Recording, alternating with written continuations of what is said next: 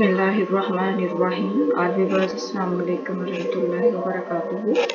उम्मीद है सब ठीक होंगे। आज हम सूरतुन नबा की आयत नंबर 12 पढ़ेंगे। अऊज़ु बिल्लाहि मिनश शैतानिर रजीम। बिस्मिल्लाहिर्रहमानिर्रहीम। रब्बि इश्रह ली सदरी व यस्सिर ली अमरी वहलुल उक़दतम मिन लिसानी यफ़क़हू क़ौली रब्बि ज़िदनी इल्मा। जी व्यूअर्स, आयत नंबर 12। वबनैना फ़ौक़कुम सबअन शिदादा। व और बनैना बनाए हमने, बनई बनाए ना हमने, फ़ौक़ा कुम तुम्हारे ऊपर, फ़ौक़कुम तुम्हारे ऊपर, सबअन सात, शिदादा मजबूत या सख्त। वबनैना और बनाए हमने, फ़ौक़कुम तुम्हारे ऊपर, सबअन शिदादा सात मजबूत, और ब्रैकेट में आएगा आसमान। तो हम इसको पहले लुगत में शिदादा का लुगत में हम देखते हैं मानी। शदीदुन की जमा है शिदादुन, और इसकी जमा अशदिआ भी आती है। शदीदुन की दो जमा आती हैं, शिदादुन और अशदिआ। और अशदीदुन की मानी शुजा, सजील, शेर, कवि, बुलंद और मजबूत, अकरब। यहाँ आयत के मानी होंगे, हमने सात वो चीज़ें बनाई हैं जो बुलंद हैं या कवि हैं या जो बंधी हुई हैं, अपनी जगह से नहीं हिलती। यानी कि तीन मानी इसके, बुलंद, कवि और बंधी हुई। तफसीर देखेंगे हम। शिदादा के मानी अगर हम रफ़ी के लें तो मफ़हूम ये होगा कि हमने एक ऐसा वसी और बुलंदों वाला निज़ाम तुम्हारे लिए कायम किया जिसकी रिफ़त में कोई खात्मा नज़र नहीं आता। नंबर 2, इसी तरह वसी के मानी है वो निज़ाम जिसे हमने कायम किया है, इसमें यकरंगी पाई जाती है, यानी जिस रंग में ज़ाहिर होता है इसी रंग में चलता चला जाता है। नंबर 3, कवि।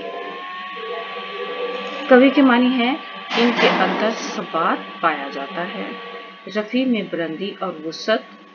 सब अनशदादा, हमने जो बुलंदियाँ पैदा की हैं इनमें तीनों खूबियाँ हैं। वो यकरंग हैं, कायम रहने वाली हैं और अपनी ज़ात में रिफ़त भी रखती हैं। अब इन तीनों को हम देखेंगे कि तीन उसमें जो खसूसियात पाई जाती हैं, खूबियाँ, उनको देखेंगे। नंबर 1, अल्लाह ताला ने सब अनशिदादा का जिक्र करते हुए इस अमर की तरफ इशारा फरमाया है कि ये तीन खसूसियात जो हमने निज़ाम समावी की बयान की हैं, ये भी इस हकीकत को ज़ाहिर कर रही हैं कि दुनिया की पैदाइश का कोई बहुत बड़ा मकसद है। नंबर 2, जो शख्स समझता है कि इंसान को बनाया और इतना वसीअ अरीज़ और मजबूत निज़ाम बना दिया बगैर मकसद के है और नऊज़ बिल्लाह इसको लगव और फजूल ज़ाहिर करता है, तो नंबर 1, तो अल्लाह ताला फरमाता है गौर करो, इस कानून को देखो, वो ना टूटने वाला है, और कानून की यकरंगी देखो, एक ही रंग में चलता चला जा रहा है। इसकी वुसअत और रिफ़त को देखो, साइंसदान इतनी तरक्की के बावजूद इसकी वुसअत का अंदाज़ा लगाने से भी कासिर है। अब यहाँ पे सवाल पैदा होता है, तो क्या ये निज़ाम ऐसी दुनिया या मखलूक के लिए हो सकता है जिसकी पैदाइश का कोई मकसद ना हो? उसका जवाब दिया गया है, ये निज़ाम खुद इस बात की दलील है कि इंसानी पैदाइश का कोई बड़ा मकसद और मुद्दा है। निज़ाम बतौर दलील, गोया अल्लाह ताला ने इस निज़ाम समावा को बस बादल मौत के सबूत के तौर पर पेश किया है कि इंसानी पैदाइश इसलिए नहीं हुई कि वो चंद रोज़ खाए पिए और फना हो जाए, बल्कि किसी बड़े मकसद और मुद्दा को पूरा करने के लिए है।